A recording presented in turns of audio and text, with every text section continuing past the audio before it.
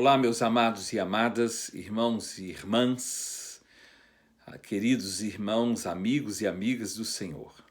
Estamos mais uma vez aqui para mais um estudo que vamos compartilhar da palavra de Deus, daquilo que temos aprendido. Amém? Vamos fazer uma oração suplicando ao Senhor que Ele nos abençoe, que Ele nos dê entendimento da sua palavra.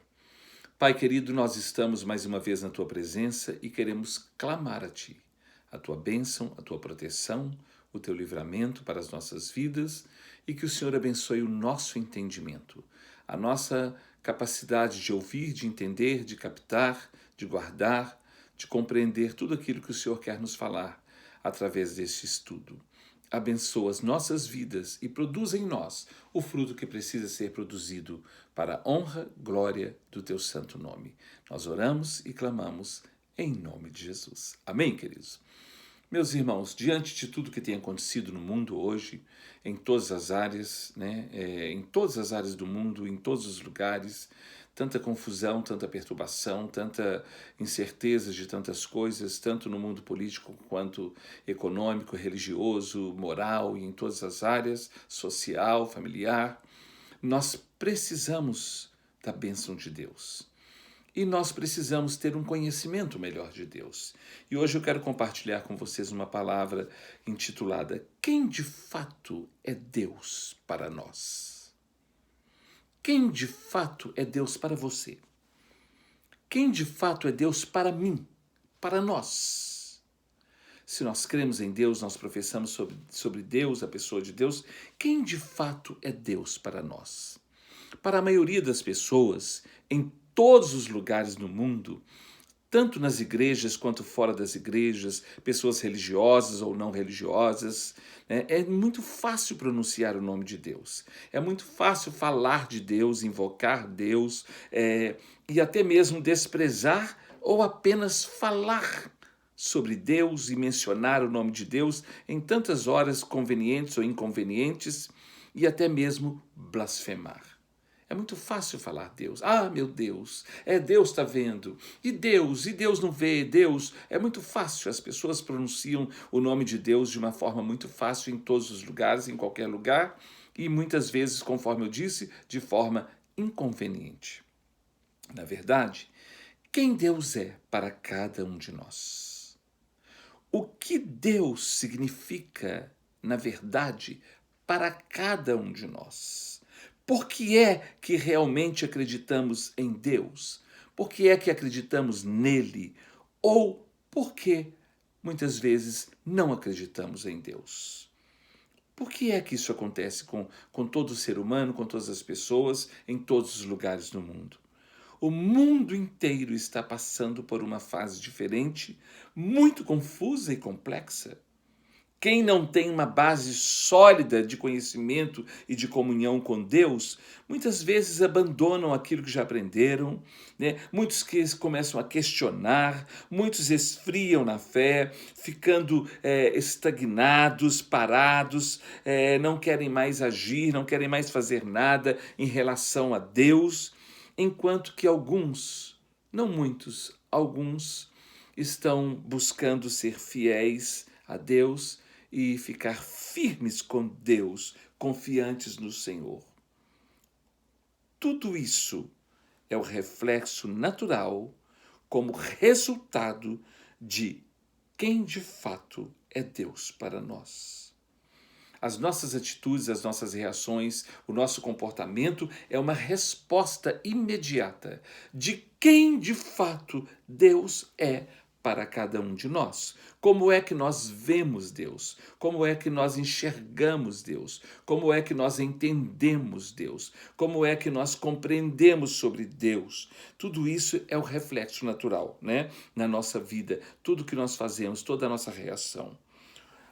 Daniel, o profeta Daniel, um profeta do Senhor, fiel do Senhor, desde criança, desde a sua mocidade. Daniel, quando recebeu revelações sobre o tempo do fim, ele escreveu uma coisa muito importante. Quando ele fala sobre o inimigo, sobre o iníquo, sobre o homem vil que viria no final do tempo para tentar profanar aquilo que é santo e instigar e provocar os santos do Senhor. Então, no seu livro de Daniel, no capítulo 11, versículo de número 32, ele disse assim: aos violadores da aliança, de Deus, ele com lisonjas, né? O inimigo, o homem vil, com lisonjas, com adulações, perverterá essas pessoas. Mas, olha o final desse versículo, mas o povo que confia e que conhece ao seu Deus se tornará forte e ativo, não é? Se tornará forte e ativo. Mas o povo que conhece ao seu Deus se tornará forte e ativo. Quem conhece o seu Deus, quem conhece o Deus que crê, ele fica forte e ativo na sua fé, naquilo que ele conhece, naquilo que ele busca. Mas quem não conhece, enfraquece, fica longe, distancia e se afasta das coisas de Deus. Você conhece o Deus que professa crer nele? O nosso comportamento em todas as áreas revela o quanto conhecemos de Deus e se realmente conhecemos. Nós estamos vendo agora nesse tempo, nessa época, nesse período de tanta confusão, de tanta perturbação em todas as áreas, nós estamos vendo o comportamento das pessoas, as reações das pessoas, e nós conseguimos discernir quem realmente conhece e teme a Deus e quem realmente não conhece e não teme e só tem um conhecimento muito vago, muito por cima sobre a pessoa de Deus, porque o seu comportamento mostra que eles realmente não conhecem. Lá no livro de Apocalipse, o último livro da Bíblia, lá no Novo Testamento, no capítulo 1, olha, Apocalipse, capítulo 1, versículo 1. O livro de Apocalipse. Apocalipse significa revelação. E a revelação do tempo do fim, das coisas que aconteceriam no tempo do fim. Esse livro do Apocalipse, o livro da revelação, foi escrito pelo apóstolo João. Ele foi o último apóstolo que sobreviveu depois de todos os outros que foram mortos como mártires por causa da palavra de Deus. Então, João foi levado para a ilha de Patmos, né? Foi preso e como último apóstolo, o último apóstolo sobrevivente, né? Ele foi preso na época do imperador Domiciano. O imperador Domiciano, ele foi comparado a Nero e até pior do que Nero. Ele perseguiu a igreja de forma muito cruel, mais cruel ainda do que Nero perseguiu, e ele foi o único imperador que ele exigiu que ele fosse chamado e reconhecido como Senhor e Deus. Né? Domiciano reinou durante o período de 81 a 96 depois de Cristo, e ele foi um imperador cruel que perseguiu muito a igreja, e ele foi que mandou que João fosse preso na ilha de Patmos, né? Domiciano foi esse primeiro imperador ruim, mau, pior do que Nero. João era pastor em Éfeso, né, uma cidade na Ásia Menor, e a perseguição de Domiciano veio nessa época, quando ele foi preso e foi levado para a ilha de Patmos.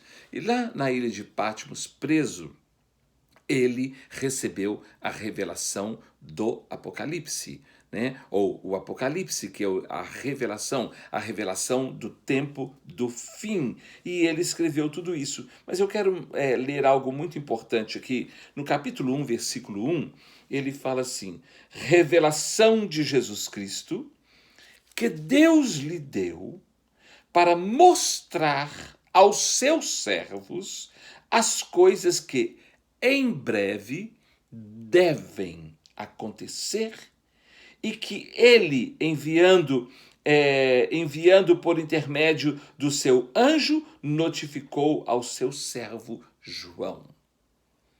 Deus lhe deu para mostrar aos seus servos as coisas que em breve devem acontecer. Ele não disse assim que poderiam acontecer, que talvez aconteceriam, mas ele fala que devem acontecer, não deixarão de acontecer, acontecerão, ou que já estão determinadas para acontecer. Então ele disse, essas coisas vão acontecer. Por que é que eu estou falando isso? Porque nós já estamos experimentando muitas coisas daquilo que está escrito no livro de Apocalipse. E muitas vezes as pessoas ficam apavoradas, ficam desorientadas e ficam revoltadas com Deus, revoltadas com as situações. Mas aqui está escrito, escreva as coisas que devem acontecer. Então, o livro de Apocalipse, ele revela para nós as coisas que devem acontecer. E muitas coisas já aconteceram, outras estão acontecendo e muitas ainda acontecerão.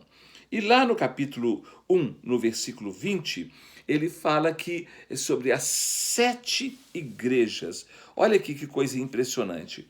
Quanto ao mistério das 7 estrelas, preste atenção, que viste na minha mão direita, e aos 7 candeeiros de ouro, as 7 estrelas são os anjos das 7 igrejas. E os 7 candeeiros são as 7 igrejas. Olha que coisa interessante. São as 7 igrejas da Ásia, que é Éfeso, Esmirna, Pérgamo, Tiatira, Sardes, Filadélfia e Laodiceia. Deus estava dizendo para ele, você vai escrever essas cartas para as 7 igrejas e vai mandar as revelações do tempo do fim, daquilo que acontecerá no tempo do fim. E eu quero destacar aqui algumas coisas muito importantes. Por exemplo, eu não vou entrar em detalhes nisso porque eu quero dar um estudo sobre o Apocalipse depois. Eu já dei esse estudo durante várias quintas-feiras e quero falar alguma coisa mais resumida para dar um apanhado geral sobre o livro de Apocalipse. Mas no capítulo de número 4, do capítulo 4 ao capítulo de número 8, ele fala sobre os 7 selos. E os 7 selos são as lutas, as perseguições que a igreja passaria juntamente com o mundo, mas que a igreja sofreria as perseguições. São 7 selos. Nós já estamos passando por perseguições. Em muitos lugares aonde não se aceitam a palavra de Deus, não creem em Deus, não creem em Jesus Cristo, a perseguição já existe de forma cruel, não é? Mas aqui ele fala que do capítulo 4 ao 8, ele fala sobre o que a igreja sofreria como perseguição nesse tempo, nos últimos tempos. No capítulo de número 8 ao capítulo de número 11, ele fala das 7 trombetas.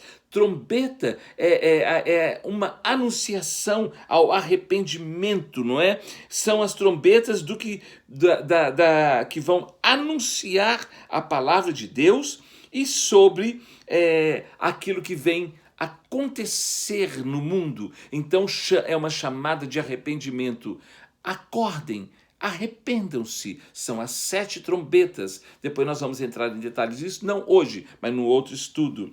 Do capítulo 12 ao capítulo 14, ele fala sobre 4 forças malignas que atuarão de forma poderosa sobre a terra, no mundo. Ele fala sobre o dragão, sobre o anticristo, sobre o falso profeta e sobre a grande Babilônia. A grande Babilônia é, num sentido geral, a religião adúltera, a religião contaminada, é a mensagem de Deus que foi misturada com sincretismo, com tantas coisas erradas. E Essa é a grande Babilônia, é aquele que diz que é a igreja do Senhor, mas que está totalmente corrompida. Então ele fala dessas 4 forças malignas: o dragão, o grande dragão, o anticristo, o falso profeta e a grande Babilônia. E nos capítulos de 15 a 16, ele fala sobre as 7 taças da ira de Deus, ou do juízo de Deus,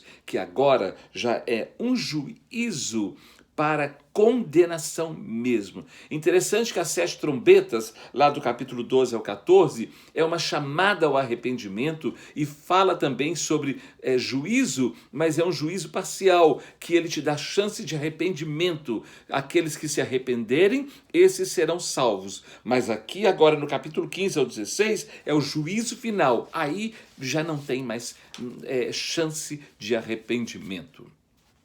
Tudo isso e muito mais coisas devem acontecer, ou seja, já estão determinadas para acontecer. Muitas já estão acontecendo. Por isso foi que Jesus Cristo disse, lá em Mateus capítulo 24, versículo 13, ele fala assim, deixa eu ler para vocês, Mateus capítulo de número 24, versículo 13,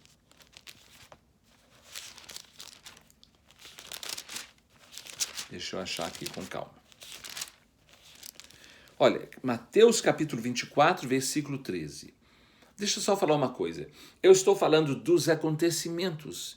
Eu estou falando das coisas que estão acontecendo, porque é nesse momento, é no meio disso tudo, que nós testemunharemos com a nossa vida quem de fato é Deus para nós. Se nós realmente cremos nele, se nós realmente o amamos, se nós realmente o servimos, ou se nós não gostamos dele mais por causa das coisas que estão acontecendo, estamos revoltados e vamos deixá-lo. Isso é muito sério. E aqui, no capítulo 24 de Mateus, que Jesus fala sobre o final dos tempos, o versículo de número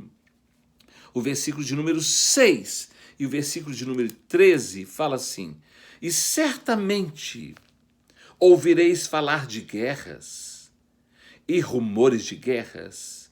Vede, não vos assusteis, porque é necessário assim acontecer, mas ainda não é o fim. Por isso que ele fala lá no princípio de Apocalipse, as coisas que devem acontecer. E Jesus diz, é necessário acontecer. Eu queria que acabasse isso, que acabasse aquilo. Muitas coisas não vão acabar. Muitas coisas vão continuar e piorarão, mas nós testemunharemos quem de fato é Deus para nós e na nossa vida. Então ele está falando, não fique com medo, porque é que tem tantos crentes, tantos cristãos, tantas pessoas que professam crer em Deus, apavoradas, desorientadas e cheio até com manias, porque elas estão perturbadas com o que está acontecendo. E Jesus está dizendo, e certamente ouvireis falar de guerras e rumores de guerras. Vede, não vos assusteis, porque é necessário assim acontecer. Mas ainda não é o fim. E no versículo de número 13, ele fala, aquele, porém, que perseverar até o fim, esse será salvo. Então, quem é que vai perseverar? Aquele que de fato Deus é o seu Deus. Quem é Deus de fato para nós? Ou quem para nós Deus é realmente de fato? O que é que Deus significa? Quem Deus significa para nós? Tudo isso vai depender apenas de uma coisa: quem de fato é Deus para nós? Nós somos livrados e guardados o tempo todo. O tempo todo. Agora mesmo eu recebi uma notícia de uma nossa amiga, irmã em Cristo lá do Brasil, irmã Linda Rolf, né?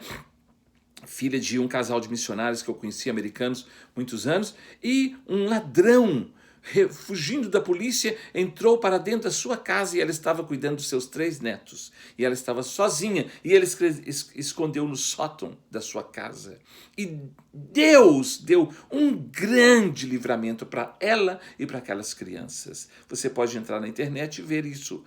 Foi lá na cidade de Lagoa Santa. E nós somos livrados e guardados o tempo todo. E por que não enxergamos, às vezes, o livramento? Porque não vemos nada, não enxergamos que estamos sendo livrados, não é? Muitas vezes nós pensamos que estamos sozinhos, que Deus não está vendo a nossa vida, que Deus não está cuidando de nós, quando Ele já está nos livrando, Ele está nos guardando de tal forma que nós nem vemos o que é que está acontecendo, nós nem enxergamos o que é que está acontecendo. Em muitas situações simples, como perder um ônibus, perder um horário, né, uma oportunidade de fazer algo, talvez nisso fomos livrados de alguma coisa e não soubemos o que aconteceu, não sabíamos, mas nós fomos livrados. O tempo todo nós somos livrados.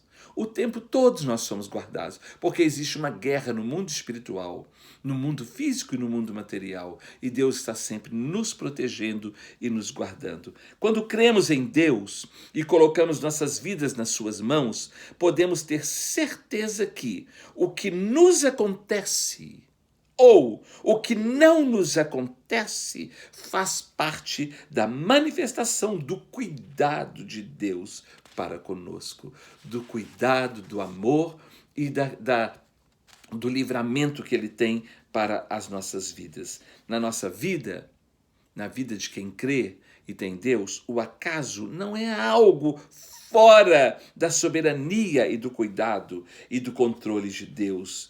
Em tudo, porque tudo está debaixo do seu controle. Deus está nos guardando, Deus está nos protegendo, Deus está nos livrando. E muitas vezes coisas que nós achamos que foi por acaso, não foi por acaso. Deus está no controle de tudo. Deus está nos cuidando em todas as áreas da nossa vida. Lá no Salmo de número 34, versículo 7, está escrito assim: o anjo do Senhor acampa-se ao redor dos que o temem e os livra. O anjo do Senhor está acampado ao nosso redor. Ele está nos guardando. Ele está nos protegendo. Ele está nos livrando. O anjo do Senhor acampa-se ao redor dos que o temem e os livra, e os guarda, e os protege. Muitas vezes nós não vemos nada, mas passamos por um grande livramento. Fomos protegidos, fomos guardados, não é? Porque as coisas acontecem no mundo espiritual.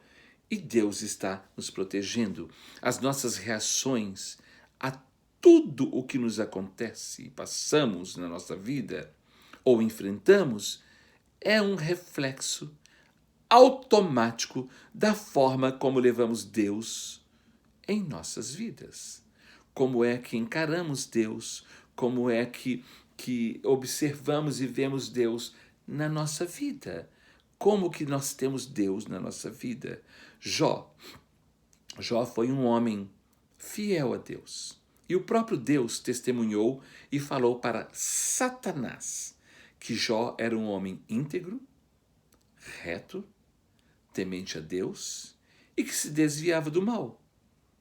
E Deus ainda disse para Satanás: não existe ninguém na terra igual a esse homem. E Jó, fiel a Deus, passou por uma grande prova, por uma grande luta na sua vida. Porque o diabo disse para Deus: é claro que ele te teme. É claro, pois o Senhor o cerca, o Senhor o guarda, o Senhor o protege de tudo. Mas deixa eu tocar nele, que o Senhor vai ter a oportunidade de ver que ele blasfemará na tua face. E Deus, por causa da confiança que Deus tinha no testemunho na vida de Jó, porque sabia quem Deus era na vida de Jó, no entendimento de Jó, Deus permitiu que Satanás tocasse nele. E Satanás tocou em todas as áreas da nossa vida. que nós tentamos proteger e guardar de todas as formas. Satanás tocou nos bens, ele era um homem rico e ele perdeu tudo. Tocou na família, seus filhos foram mortos. Tocou no seu casamento, porque a sua esposa disse: amaldiçoa o teu Deus e morre. Tocou na sua saúde, tocou na sua reputação, porque eles falaram: você deve ter pecado, você só pode ter pecado para estar passando por tudo isso. E tocou nas suas amizades, nos seus amigos. Ou seja, ele praticamente perdeu tudo. Ele foi tocado em tudo, em tudo. E quando nós lemos no livro de Jó, no capítulo 1, versículo 22, está escrito assim: em tudo isso, Jó não pecou e nem atribuiu a Deus culpa alguma. Quando, por coisas tão ridículas, as pessoas blasfemam contra Deus e começam a questionar Deus. Às vezes porque perdeu um trabalho, às vezes porque atrasou alguma coisa, às vezes porque pegou uma gripe, às vezes porque pegou alguma coisa, seja lá até Covid mesmo, mas Deus livrou. E as pessoas reclamam. Mas ele foi tocado nisso tudo, nos seus bens, na sua família, no seu casamento, na sua saúde, na sua reputação, com seus amigos, na sua amizade, no seu círculo de amizades. Mas a Bíblia fala lá em Jó 1:22, em tudo isso, Jó não pecou, nem atribuiu a Deus culpa alguma. Isso significa que as nossas reações e atitudes diante das nossas lutas e provas provam o que é ou quem Deus é de fato na nossa vida, né? Durante todo o tempo da luta e da provação de Jó, Jó fez a Deus 16 perguntas e 34 queixas. Ele queixou e ele fez 16 perguntas e Deus não respondeu. Deus ficou em silêncio. E nós, às vezes, por bobagem, nós falamos: por que é que Deus fez isso? Por que é que Deus não fala? Por que é que Deus não me responde? Quem de fato é Deus para mim e para você? Quem de fato é Deus para nós? Sabe como é que foi que Deus respondeu para Jó as suas 16 perguntas e os seus as suas 34 queixas? Fazendo para ele 70 perguntas que ele não tinha como responder. Mas que quando Deus fez essas perguntas, ele enxergou a grandeza de Deus.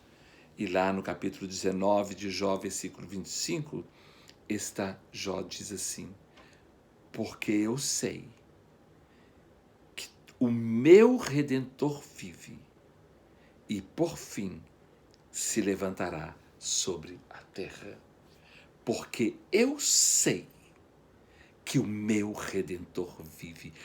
Perdendo bens, famílias, casamento, saúde, reputação, amigos, ele falou: eu sei que o meu Redentor vive. Sabe por quê? Porque ele conhecia Deus. E mesmo assim, lá na frente ele diz: eu te conhecia somente de ouvir falar, mas agora os meus olhos te veem. Quem de fato é Deus para mim, para você? Quem de fato tem sido Deus para mim e para você? Nós cremos, é tão bonito ler os salmos e cantar os hinos, mas quem de fato é Deus para cada um de nós? Como têm sido as nossas reações e palavras quando passamos por alguma luta, por prova, por dificuldade? Como temos reagido na nossa caminhada, no nosso dia a dia? Como? O inimigo sempre cria e provoca situações para causar em nós sentimentos, pensamentos e reações para que revelemos como que realmente vemos Deus e cremos nele. Somos tentados o tempo todo para que nós possamos falar e colocar para fora se de fato nós confiamos em Deus ou não. Se nós vamos reclamar, se nós vamos murmurar, se nós vamos brigar, se nós vamos dizer palavras inconvenientes de Deus e sobre a vida e sobre a palavra de Deus. Nós somos provados, nós somos testados e o inimigo fica o tempo todo tentando nos perturbar para fazer com que saia de dentro de nós e pela nossa boca aquilo que realmente nós acreditamos sobre a pessoa de Deus. O diabo faz de tudo para que blasfememos ou murmuremos contra Deus. Vocês estão entendendo? Nós temos uma facilidade muito grande de irritarmos, de ficarmos irritados, de ficarmos incomodados com fatos que nem são da nossa conta. Nós ficamos irritados para pessoas. A pessoa está na maior paz e nós estamos irritados por ela. A pessoa está na maior confiança e nós estamos incomodados por ela, no lugar dela. Quando a própria pessoa não está incomodada, ficamos incomodados quando quem realmente deveria estar, não está nem aí. Vocês estão entendendo? Porque a reação de cada um de nós depende do que Deus realmente significa para cada um de nós. Não entendemos que perdemos muito tempo com o que não deveríamos perder. Então, nós terminamos, sabe como? Murmurando, reclamando, murmurando, falando um monte de bobagens. Tanto no Antigo quanto no Novo Testamento, nós aprendemos que murmuração é um sentimento que não agrada a Deus. Além de nos provocar mal-estar, asco, nojo, repulsa, aversão, sentimento ruim em nós mesmos e nos outros. Porque ninguém suporta ficar perto de uma pessoa que fica murmurando. Uma esposa murmuradora, um esposo murmurador, um filho murmurador, um irmão murmurador, só liga para murmurar. Perdão, só fala, todo assunto tem uma murmuração. Ninguém aguenta. Toda pessoa que não desenvolve uma comunhão com Deus, nem busca conhecer a sua palavra com profundidade, é uma pessoa insatisfeita.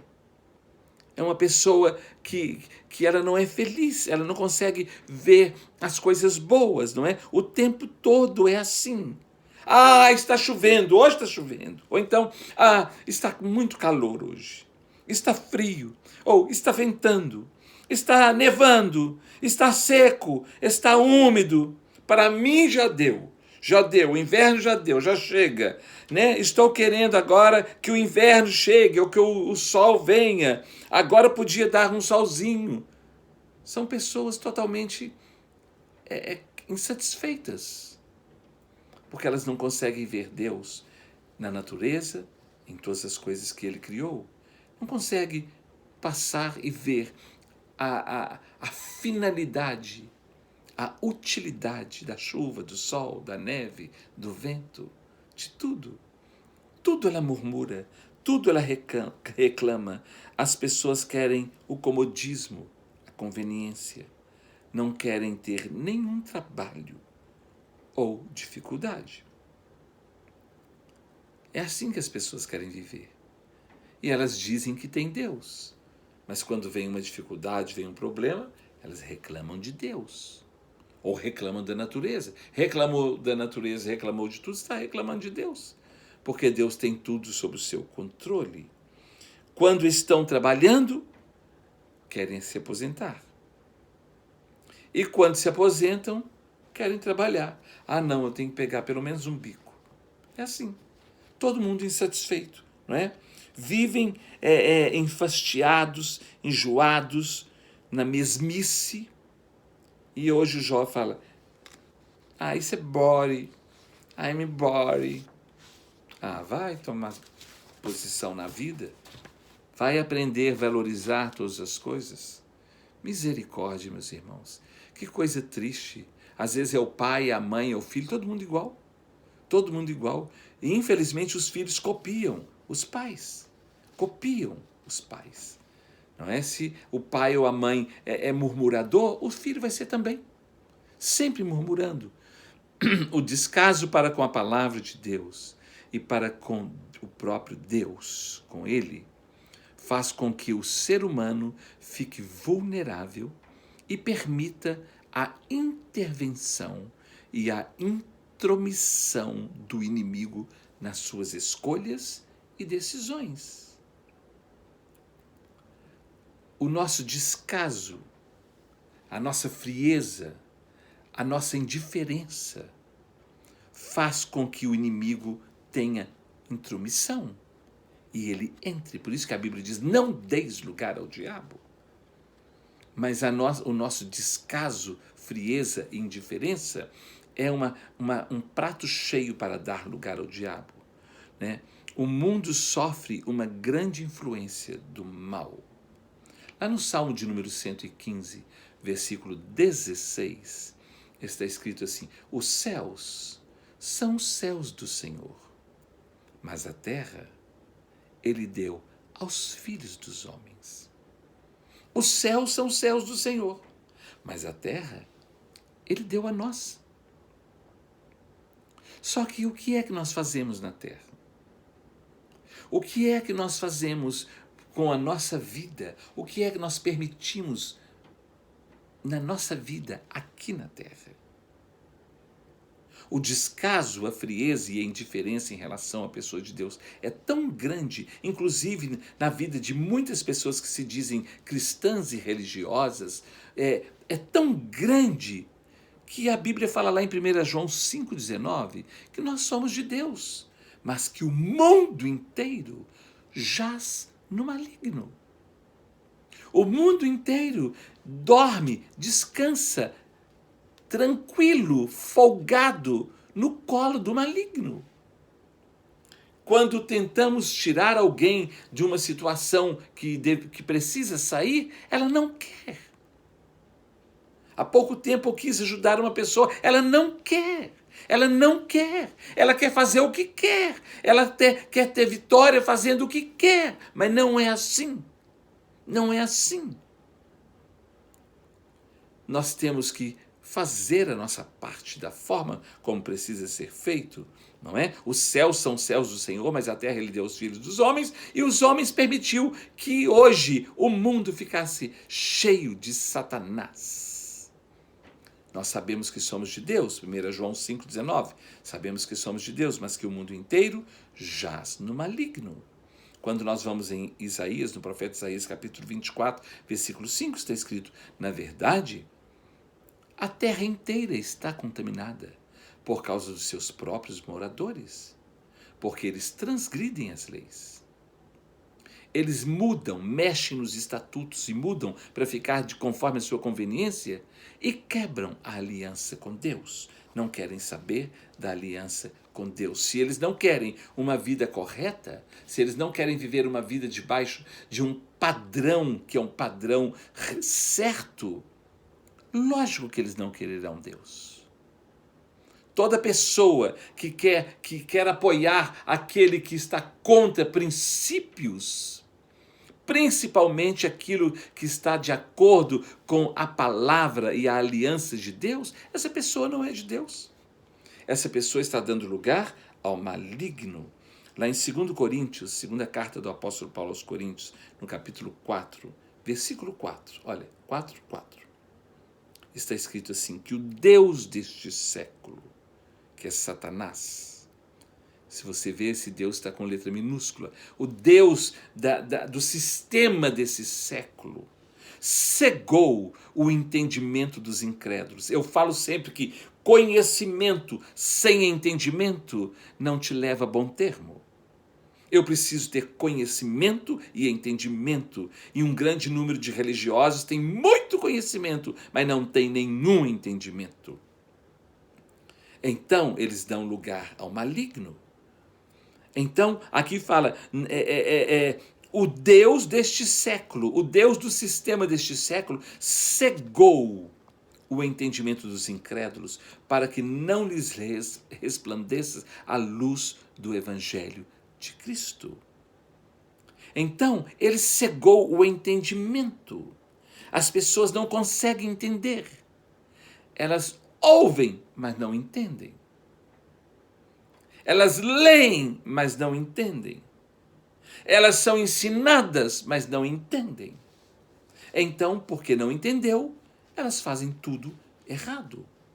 As escolhas erradas, as decisões erradas e apoiam as pessoas erradas. A cegueira espiritual gera nas pessoas murmuração, ingratidão, insensibilidade e brutalidade, estupidez também.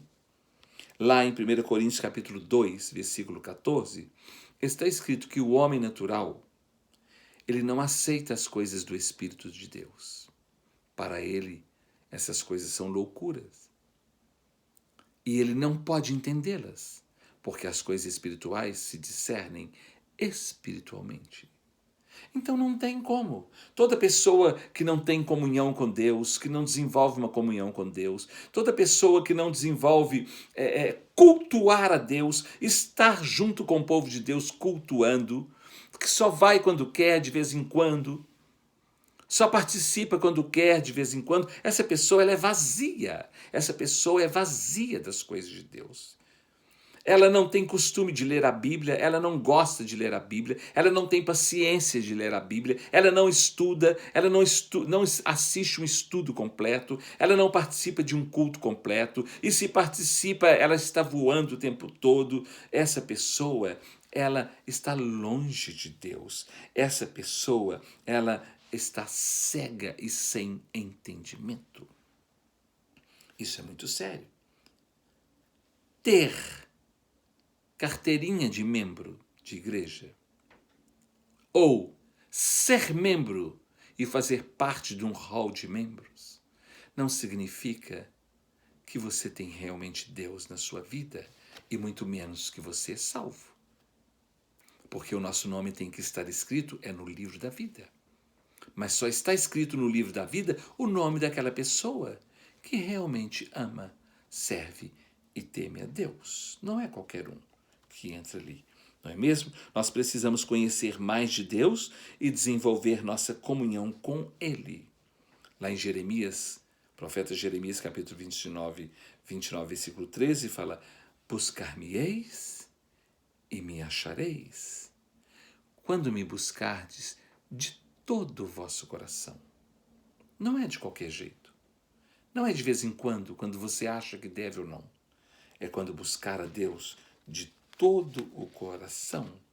Lá no livro, na carta aos Hebreus, capítulo 5, versículo 14, fala: ora, o alimento sólido é para os adultos, é para aqueles que, pela prática, têm as suas faculdades, consciências exercitadas para discernirem não somente o bem, mas também o mal. Então, o alimento sólido é para os adultos, é para a pessoa madura, é para a pessoa amadurecida, não é para qualquer um.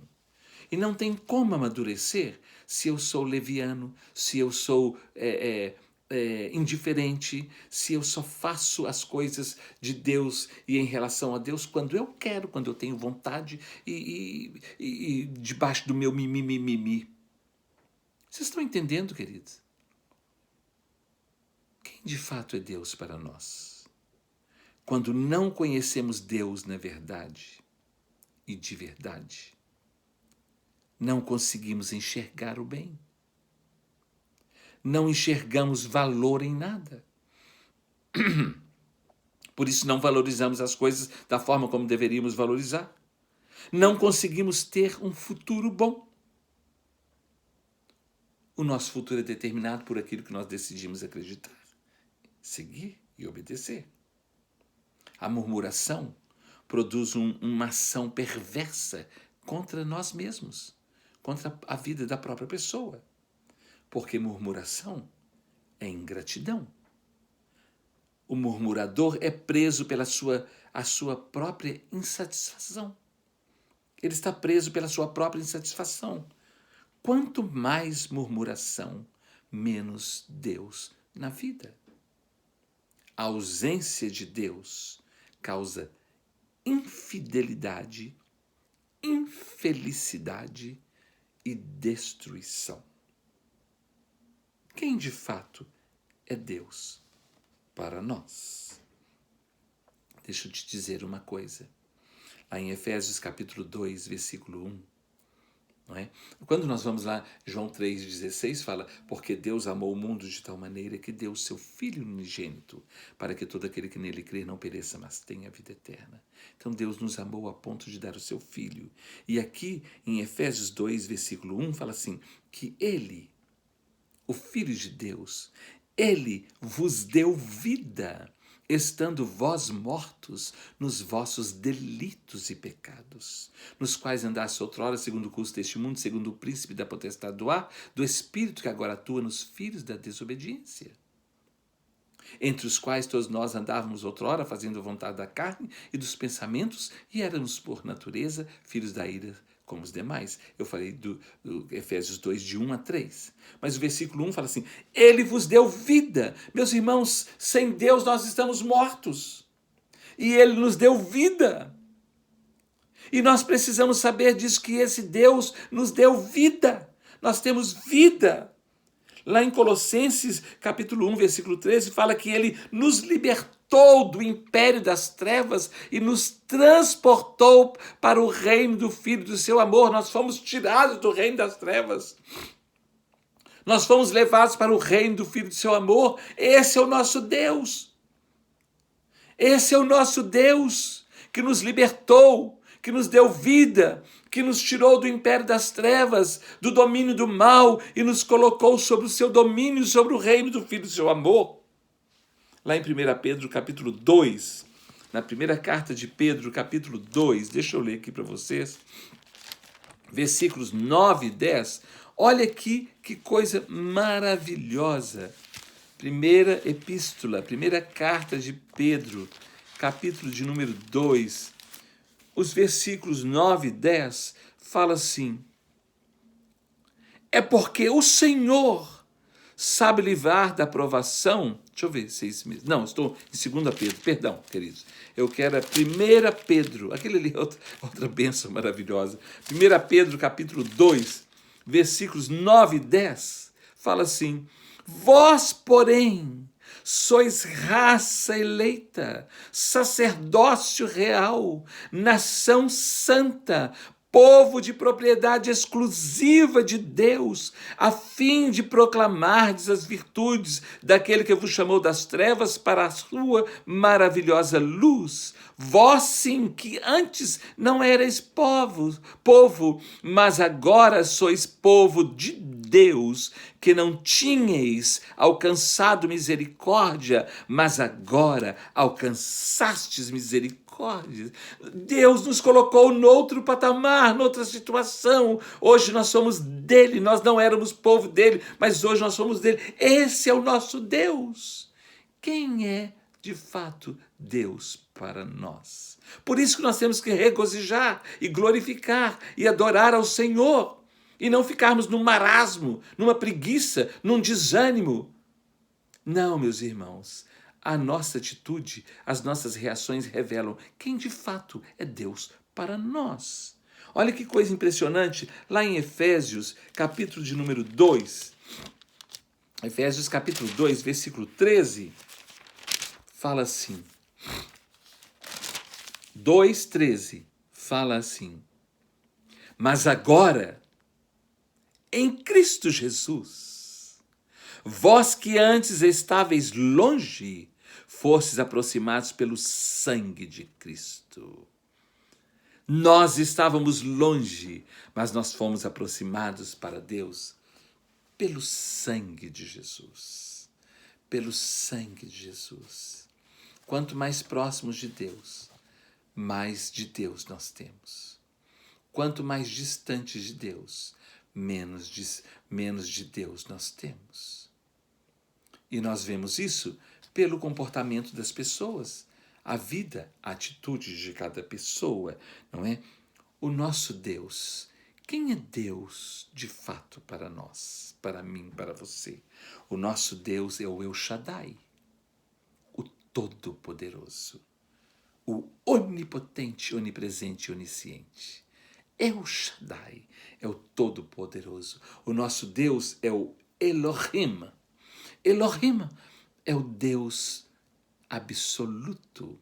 É deuses no plural. Elohim é Deus no plural. Deuses, o Deus absoluto, o Deus Pai, o Deus Filho, o Deus Espírito Santo. O nosso Deus é o Emanuel, o Deus conosco, o Deus humanado, o Deus encarnado, o Deus que se fez carne, habitou entre nós e hoje Ele habita dentro de nós e Ele está conosco. Quem é Deus de fato para mim, para você, para nós? O nosso Deus é o El Shaddai, o Todo-Poderoso. Que nós possamos viver como quem realmente crê no Deus que professa crer. O nosso Deus é o Todo-Poderoso. Que Deus abençoe a minha vida, a sua vida, a nossa casa, a nossa família e que sejamos testemunhas vivas do seu poder, do seu amor, da sua palavra, do seu nome, da sua graça, de tudo que Ele é. Que nós possamos testemunhar com a nossa vida, não apenas com palavras, mas com a nossa vida, com tudo aquilo que Ele tem feito em nós e através de nós. Quem de fato é Deus para mim, para você? Quem de fato tem sido Deus para mim e para você? O meu Deus é tudo para mim. O meu Deus é o Deus dessa palavra viva, santa e poderosa. A Bíblia, a palavra de Deus, que se fez carne e habitou entre nós e hoje vive em nós essa palavra viva. Que Deus abençoe a mim, a você, a todos nós. Amém.